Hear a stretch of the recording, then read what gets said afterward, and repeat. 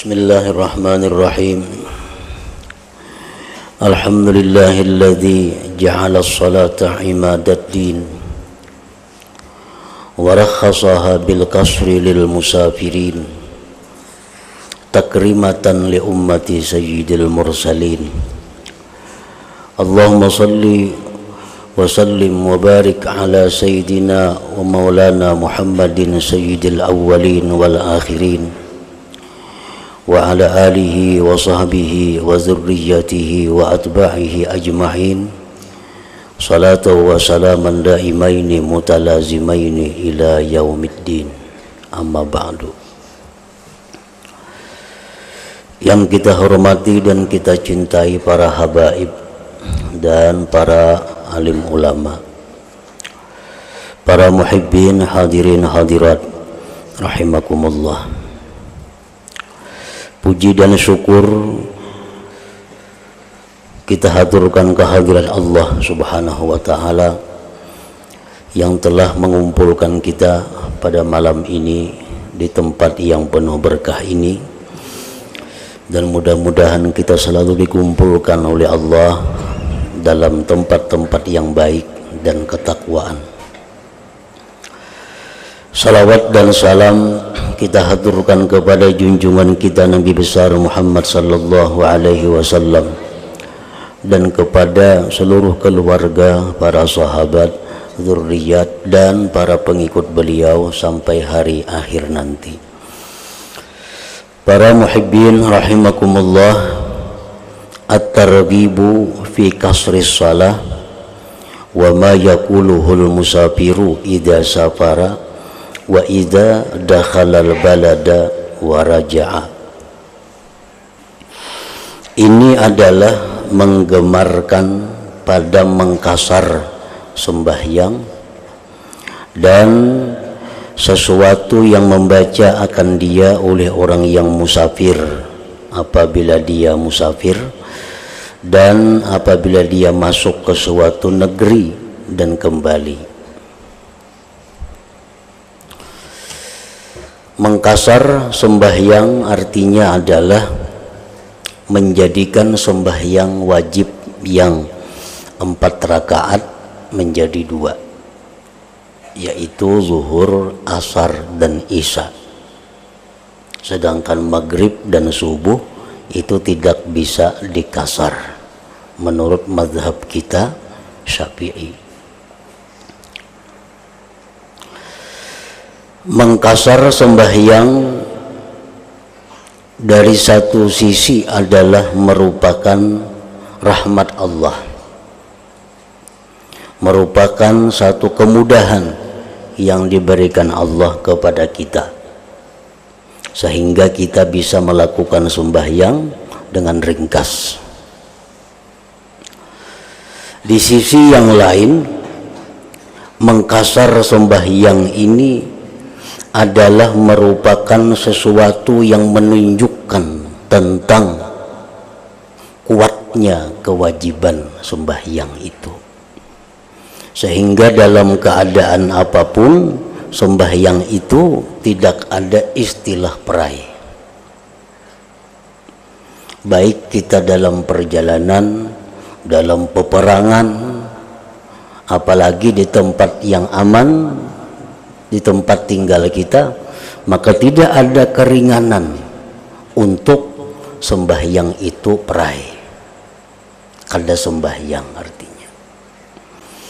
Orang yang tidak mampu sembahyang berdiri diberi kemudahan sembahyang berduduk. Yang kada mampu berduduk diberi keringanan untuk sembahyang berbaring. Yang tidak mampu diberikan keringanan untuk mengisyarat, sampai seterusnya.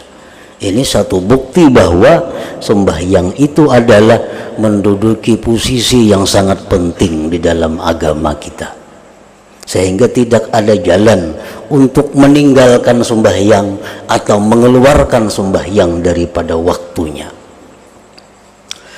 Para muhibbin rahimakumullah, sebagaimana yang disebutkan oleh Rasulullah sallallahu alaihi wasallam bahwa sembahyang itu adalah imaduddin, artinya tiang agama. Diibaratkan di dalam tubuh kita, sembahyang itu menempati kepala. Menempati kepala. Kita tidak akan bisa hidup kalau tanpa kepala. Nah, agama pun tidak akan bisa hidup dalam diri seseorang tanpa sembahyang.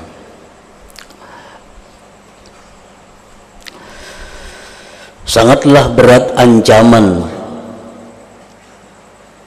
dari Allah kepada orang-orang yang meninggalkan sembahyang. Meninggalkan sembahyang itu apabila sudah kita keluarkan dari waktunya.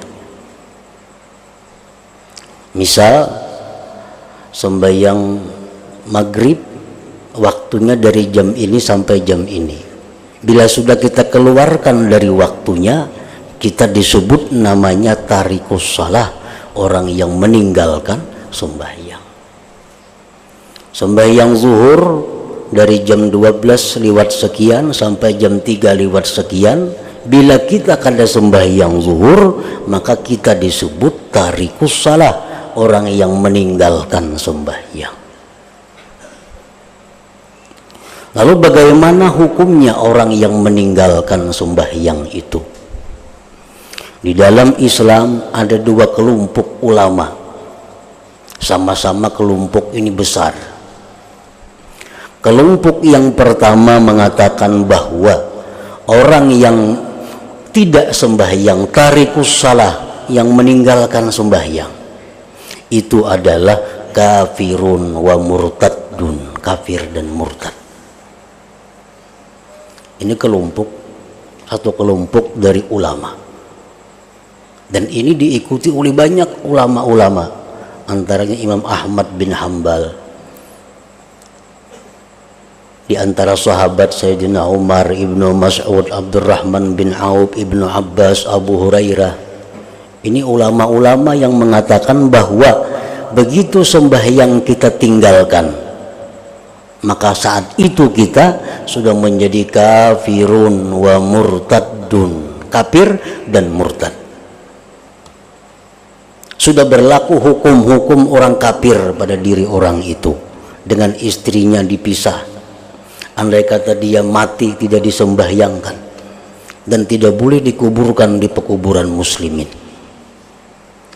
Nah, ini satu kelompok daripada ulama di dalam agama Islam. Misalnya zuhur jam 12 lewat sekian kada sembahyang, padahal ini kada ada uzur, kada ada gangguan, sihat walafiat, sengaja tahu hukumnya pada sembahyang itu wajib, kada sembahyang sampai bang asar, maka orang ini sudah dinyatakan kafirun wa murtadun. Murtad artinya otomatis mesti membaca dua kalimat syahadat. Bila kada membaca itu, maka diberlakukan kepada orang ini hukum orang kafir dan murtad. Nah, kelompok yang kedua di antara ulama Islam, termasuk di dalamnya Imam kita Syafi'i radhiyallahu an, bahwa orang yang meninggalkan sembahyang itu tidak dikatakan kafir murtad, kecuali apabila dia menghalalkan dirinya tidak sembahyang. Nah, hanya disebut kafir dan murtad. Kalau inya kada sembahyang itu karena hanya malas, karena hanya sibuk, maka orang ini tidak dikatakan kafir. Tetapi orang ini disebut muslim asi, orang muslim yang maksiat. Andai kata dia tobat, kada perlu membaca syahadat. Nah, kecuali orang ini menghalalkan kada sembahyang untuk dirinya. Mun aku boleh aja kada sembayangan gini kada apa-apa. Nah, kecuali itu. Mun aku kada sembayangan kada apa-apa. Nah, kalau ada orang mengatakan demikian, hanya dikatakan kafirun wa murtadun. Amun sekadarnya kada sembahyang aja, tapi nya kada mengucapkan apa-apa seperti yang tadi, maka itu dikatakan muslim asi, muslim maksiat. Itu satu kelompok dari ulama berpendapat demikian. Para muhibbin rahimakumullah. Jadi oleh karena pentingnya sembahyang, maka sembahyang ini tidak bisa dilalaikan walaupun dengan berbagai macam cara. Orang di satu tempat, di situ kada ada banyu, kada ada debu, kayak apanya sembahyang? Tetap sembahyang disuruh untuk menghormati waktu. Kada bauduan, kada batayamuman, tetap sembahyang. Orang dalam keadaan dipasung, tetap diwajibkan sembahyang selama dia bisa mengisyarat dengan kelupuk matanya. Nah, jadi itulah kekuatan hukum wajib sembahyang ini. Oleh karena itu ada istilah mengkasar. Mun puasa adalah orang garing puasa boleh setengah hari, kada ada. Misal kalau kita uzur, kalau kita musafir, kita garing, kita boleh puasa setengah hari, kada boleh. Hendak ada puasa sama sekali. Nah, kalau sembahyang kada kawa dikeluarkan dari waktunya, kada kawa 4-2. Nah, asal ada sembahyang. Kada kawa waktu itu kena dijamak, dihimpunkan di waktu yang kedua, asal sembahyang. Nah, jadi itu pentingnya sembahyang. An Aisyah radhiyallahu anha qalat awwalu ma furidatis salatu rak'atain fa uqirrat salatus safar wa utimmat salatul hadar, muttafaq alaih. Walil Bukhari anha radhiyallahu anha, walil Bukhari anha an Aisyah radhiyallahu anha thumma hajara fa furidat arba'an wa uqirrat salatus safar alal awwal.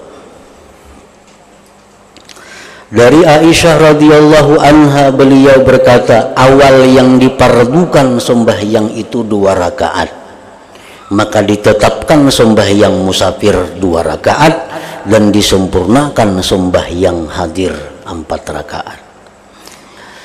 Hadis muttafaq alaih. Dan bagi Imam Bukhari daripada Aisyah pula radhiyallahu anha, kemudian Rasulullah sallallahu alaihi wasallam hijrah, maka dipardukan sembahyang itu 4 rakaat dan ditetapkan sembahyang musafir 2 rakaat. Para muhibbin rahimakumullah, musafir yang mendapat keringanan untuk mengkasar sembahyang ini adalah musafir yang perjalanannya jauh. Arti perjalanan jauh itu berapa kilometer kira-kira sehingga bisa disebut jauh, boleh mengkasar. Bermacam-macam pendapat para ulama mengenai hitungan kilometernya, pal-palannya. Yang tengah kita ambil yaitu kurang lebih 88 kilometer, kurang lebih itu. Kurang dikit kada apa-apa, lebih dikit kada apa-apa. 88 pal. Jadi bila kita berangkat dari rumah menuju tempat yang jauhnya dari rumah kita 88 km, itu sudah dibolehkan kita di perjalanan mengkasar sembahyang. Para ulama fikih membagi musafir itu beberapa bagian. Ada musafir yang wajib, seperti musafir orang naik haji wajib. Nah, musafir orang naik haji wajib, maka dalam perjalanannya orang yang musafir wajib ini yajuzu bihil kasru, boleh baginya mengkasar sembahyang. Yang kedua ada safarul mandub, safar yang disunatkan. Kaziaratil aqarib, seperti musafir mailangi keluarga, musafir silaturrahmi, musafir ziarah kepada ulama, aulia, salihin. Nah, itu musafir yang sunat. Fayajuzu bihil kasru, maka boleh dia mengkasar sembahyang. Wasafarul mubah, dan ada safar yang mubah. musafir yang boleh kasafarit tijarah, seperti musafir berdagang, nukar barang misalnya ke Jawa, nukar barang misalnya ke Kalimantan Timur. Nah, musafir tijarah ini musafir yang boleh. Ini pun yajuzu fihil kasru, boleh pula kasar. Nah, kemudian ada pula musafir yang mubah, musafir yang boleh itu litanazzuh, untuk tanazzuh. Apa aja kita ngarannya, piknik ke Bali misalnya,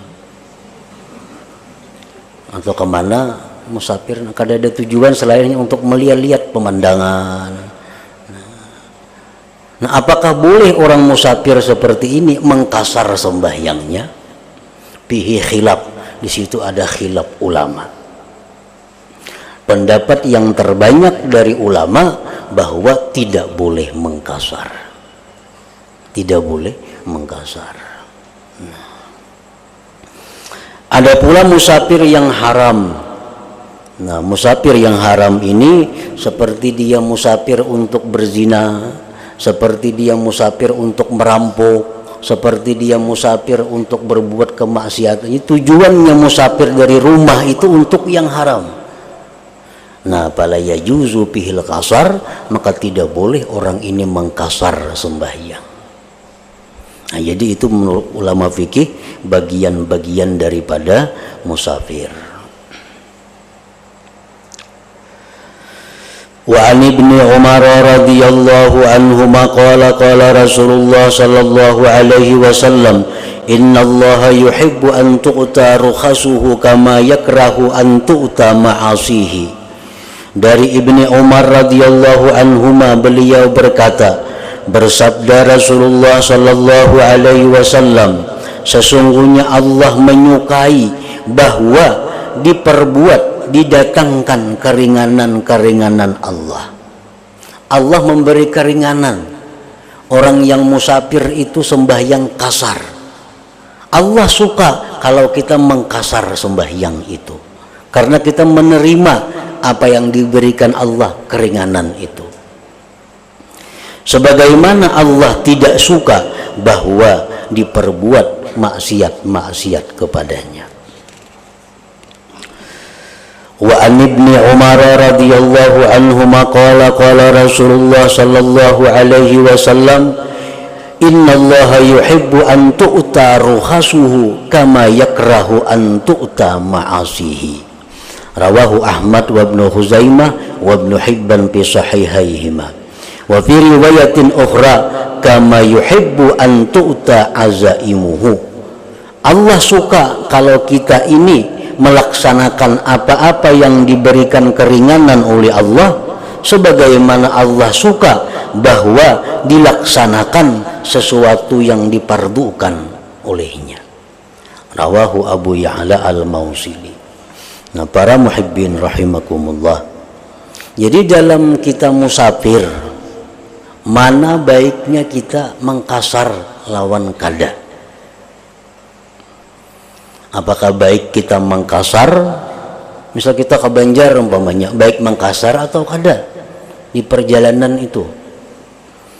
Menurut para ulama fikih, mengkasar itu lebih baik daripada tamam.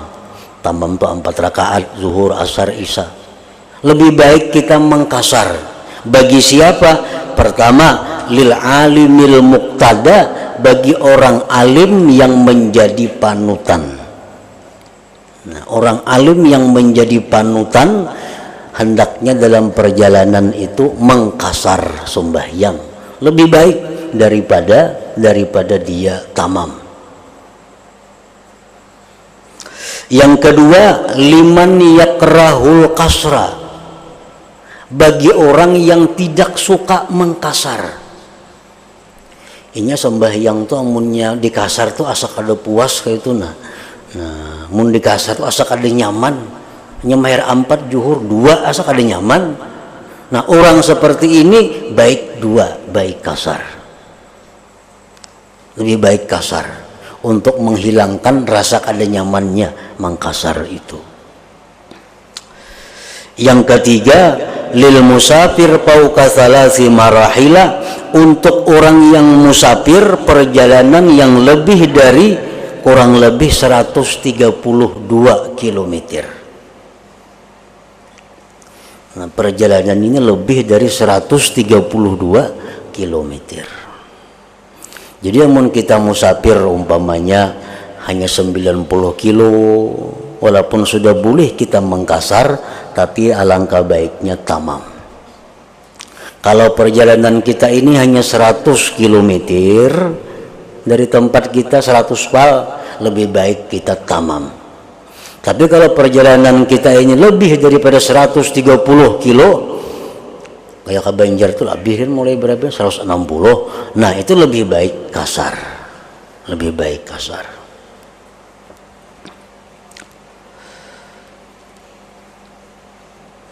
Nah, kemudian at-tamam afdalu minal kasar. Tamam lebih baik daripada mengkasar. Zuhur 4, asar 4, isya 4 lebih baik daripada inya mengkasar. Bagi siapa? Liman yudi musafar, bagi orang yang selalu musafir. Kayak supir tuh hari-harinya ke Banjar bulang bulik. Itu baik tamam sembahyang. Nah, karena jadi gawian musafiran itu. Hari ini ada di berapa, esok ada di Banjar, hari ini ada di berapa, esok ada di bulik. Nah, ini orang lebih baik sembahyangnya tamam. Nah, yang kedua tadi tamam lebih baik bagi yang perjalanannya di bawah daripada kurang daripada 132 km. Wa an Abdullah bin Umar radhiyallahu anhuma anna Rasulullah sallallahu alaihi wasallam kana idza stawa ala ba'irihi kharijan ila safarin. Dari Abdullah bin Umar radhiyallahu anhuma bahwa Rasulullah sallallahu alaihi wasallam adalah beliau apabila rata di atas untanya keluar kepada musafir. Jadi sudah duduk di atas unta siap hendak berangkat. Kabbara salasa, beliau bertakbir 3 kali. Kita kalau ada unta sepeda motor kah? Nah, duduk sudah di sepeda motor, sudah siap untuk berjalan, takbir 3 kali atau di motor kah? Sembakala kemudian Nabi kita membaca subhanalladzi sakhkhara lana hadza wa ma kunna lahu muqrinin wa inna ila rabbina lamunqalibun. Allahumma inna nas'aluka fi safarina hadzal birra wat taqwa. Ya Allah, kami minta kepada Engkau dalam perjalanan kami ini kebaikan dan takwa. Wa minal amali ma tarda, dan dari perbuatan yang kamu ridai. Allahumma hawwin alaina safarana hadza, ya Allah mudahkan atas kami perjalanan kami. Watwi anna bu'dah, dan dekatkan daripada kami jauhnya perjalanan ini. Allahumma anta sahib fis safar, ya Allah engkaulah yang menyertai kami dalam perjalanan. Wal khalifatu fil ahli, engkaulah khalifah kami pada keluarga yang ditinggalkan. Allahumma inni a'udzubika min wa'tha'is safar, ya Allah aku berlindung dengan engkau dari bersangatannya perjalanan. Wakabatil manzar, dan dari jahatnya penglihatan.